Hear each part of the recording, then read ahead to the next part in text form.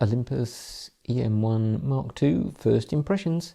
So I've had this camera for a couple of weeks, 3 weeks now. So prior to this I had the E-M1 Mark I, and I'm pleased to say that this camera, this model, continues the very similar layout, very similar feel in the hand, feels very high quality, nice solid piece of kit, feels very rugged, feels, I think the grip may have changed slightly, just the shape of it, possibly for the bigger battery and things like that. So I think maybe the shape's changed slightly, but it's still very comfortable in the hand, feels really nice to use. I like the change to a fully articulating screen. That's something I particularly am fond of. I didn't mind the tilt screen, that was okay, but I do prefer fully articulating flippy screen. I like that.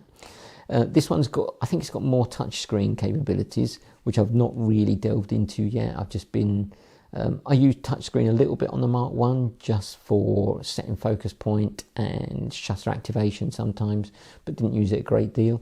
So we'll see how I get on with this. Might use it a bit more, might not sure. And speaking of touchscreen, you can do some of the menu stuff, with touchscreen. And the menus, I think, are better. They seem to have reorganized them slightly, made them a bit more logical. So I think that's an improvement. They've continued with the super control panel, which is fantastic. That's a really good feature that Olympus has, that with so many settings at one touch. That's really good. One of the reasons I moved to this version of the camera was for the enhanced video, and that kind of calls my strategy into question a little bit, because the reason I bought the G80, which we're filming on now, the Lumix G80, was because of its enhanced video capability. So do I still need a G80? We'll have to wait and see, I think. Because I think the Mark II has much better video options. And one thing that I do like about the new layout is the command dial now has 3 custom settings, which I think is a step in the right direction over the My Set thing that was in the menus on the Mark I. 3 is good. I'd probably like more, but then I'd probably forget what they all were. So, it's for me, I've got one set up as just general purpose photography. Number 2, C2 is set up as general black and white stuff. C3, some general kind of movie settings when I just want a really quick clip. So 3 is good. More would be even better, I suppose, but I'd forget what they were. Looking forward to getting away to the motor racing circuits. We'll do some action photography there, see how we get on. I'm hoping for great things, obviously.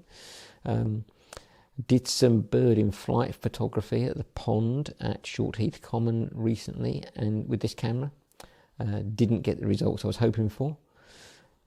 Partly that was because I wasn't prepared. I think didn't have good settings to hand, so I kind of winged it, pun intended, on the fly, pun intended, and it didn't turn out very well. There was a common, I believe it was a common tern,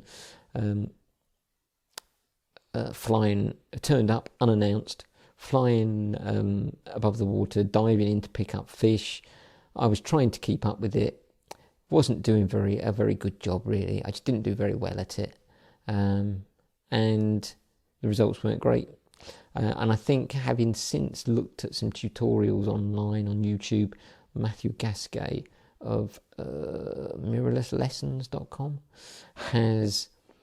he's tested a number of different cameras particularly for birds in flight, and has got some suggestions of settings for focus areas and things like that. So I've made a mental note of some of those things, and we'll see how we get on. I'll try to revisit the pond, and maybe we'll get some better results. We'll see. But what we'll do is I'll post another update after the motorcycle racing trips, and we'll see how we get on then. So stay tuned.